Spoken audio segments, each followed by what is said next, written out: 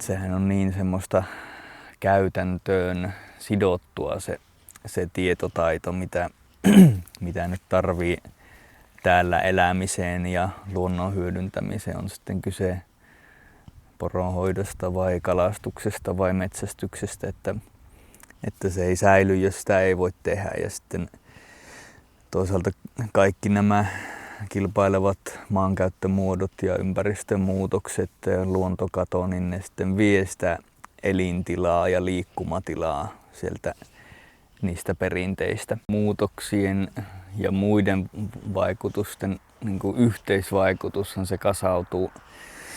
Ja se mikä siinä nyt on minusta se päämerkitys on se, että jos haitataan niitä tapoja, millä me normaalisti käytetään luontoa, niin sehän tekee vaikeammaksi sitten sen, että me ensinnäkin pystytään harjoittamaan niitä elinkeinoja, perinteitä ja sitten samalla siirtämään sitä tuleville polville. Niin kun puhutaan sitä kulttuurisesta merkityksestä, niin yksi on se, että tulee tutuksi se alue.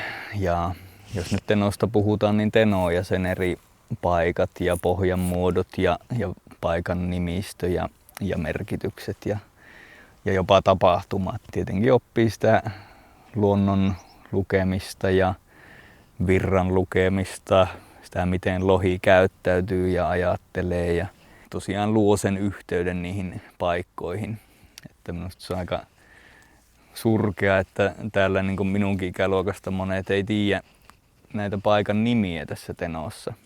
Että se on vaan niin kuin yhtä Tenoa kaikki, että vaikka tuolla on joka alueella on oma nimensä, suvannot ja nivat ja kosket ja könkäät. Ja tästä on niin paljon paikan nimiä ja siihen virtaan ja sen voimakkuuteen liittyvää termistöä ja tietoa, mikä ei sitten siirry, jos ihminen ei kulje tuolla. Kyllä minusta on suuriakin aukkoja siinä, miten niitä kumulatiivisia vaikutuksia arvioidaan tai sanotaan, että usein niitä ei arvioida. Kullan huuhdontaluvat tai sitten metsätalous, kaksi semmoisia, millä molemmilla on varsinkin ne kumulatiiviset vaikutukset on suuria saamelaisten perinteisille elinkeinoille tai perinteille, mutta niitä harvoin arvioidaan niitä yhteisvaikutuksia. Kyllä näkisin, että siinä on paljon parantamisen varaa ja tosiaan sitä, että otetaan myös se perimätietäjien ääni mukaan siihen arviointiin, että ne, jotka oikeasti tietää, miten niitä alueita käytetään ja mikä niiden merkitys on sille heidän käyttötavalleen, elinkeinolle, niin näkisi, että sitä täytyy kyllä paremmin saada mukaan, kun arvioidaan niitä sekä ympäristöllisiä että kulttuurillisia ja sosiaalisia vaikutuksia.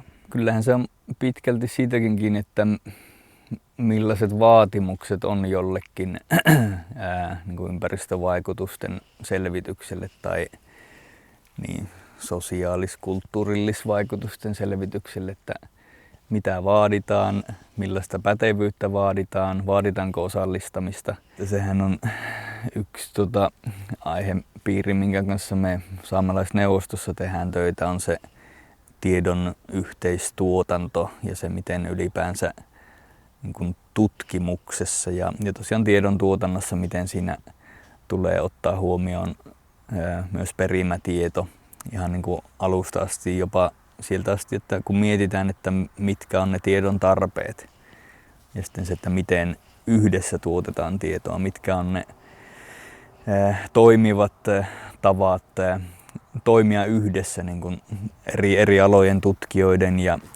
ja perimätietäjien kanssa. Ympäristömuutokset, luontokato vaikuttaa siihen, miten me itse maita käyttäisimme ja sitten toisaalta siihen, että miten vallanpitäjät, päättäjät reagoi näihin muutoksiin ympäristössä, meidän ympäristössä rajoittamalla meidän toimintaa ja monesti tosi epäloogisesti ja epäoikeudenmukaisesti kuuntelematta paikallisväestöä. Siinä alkaa muuttua meidän yhteys meidän maihin ja vesiin. Yhteys rakoilee ja sitä kautta sitten se alkaa vaikuttaa kokonaisvaltaisemmin meidän kulttuuriin, kieleen ja maailmankatsomukseen, maailmankuvaan. Ydinasia mitä pitäisi tehdä saamelaiskulttuurin säilyttämiseksi, on se, että ei pelkästään kuunnella saamelaisyhteisöä ja paikallisyhteisöjä, vaan meidän kokemusten ja näkemysten pitää vaikuttaa päätöksentekoon. Ja minusta tietenkin parasta olisi, jos ne ihmiset, jotka maita asuttaa, niin saa itse keskenään tehdä ne päätökset, että miten täällä eletään ja miten maita käytetään.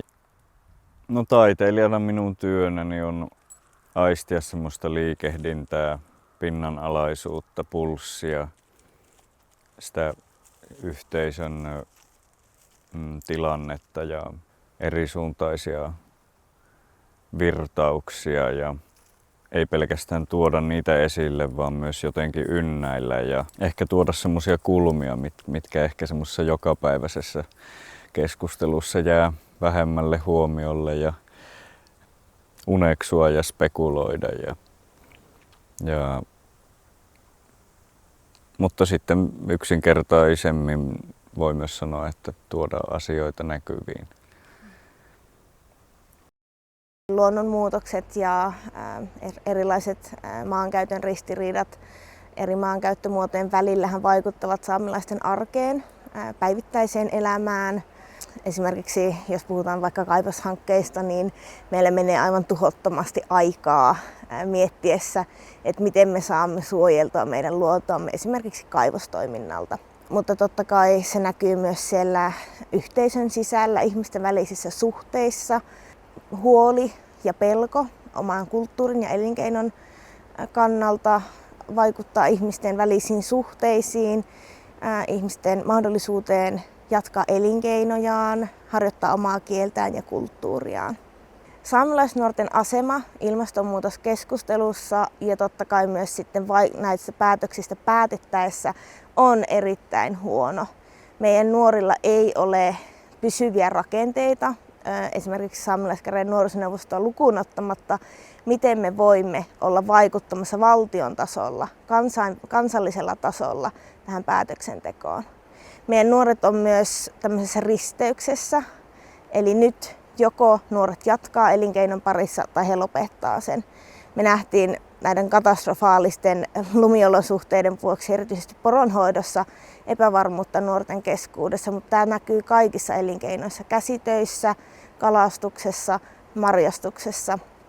Saamelaista kulttuuriahan pystytään turvaamaan tässä tilanteessa, totta kai nykytilanteessa, siinä että me nähdään jo lajien katoa, vaan me nähdään meidän luonnon muuttuvan. Me istutaan tälläkin hetkellä täällä hirveässä helteessä, vaikka pitäisi olla jo vähän viileämpää. Ensimmäinen askel sen turvaamiseksi on näiden kansainvälisten ihmisoikeussopimuksen kunnioittaminen. Meillä tulee olla oikeus vaikuttaa tähän päätöksentekoon, mitä Suomen valtio esimerkiksi tekee. Meidän pitää olla mukana tuottamassa sitä tutkimusta meidän lähtökohdista, näistä vaikutuksista. Meillä pitää myös olla määräysvaltaa. Meillä tulee olla oikeus kieltäytyä hankkeista, jotka vaikuttaa heikentävästi meidän kieleen ja kulttuuriin, mutta myös tähän meidän luontoon.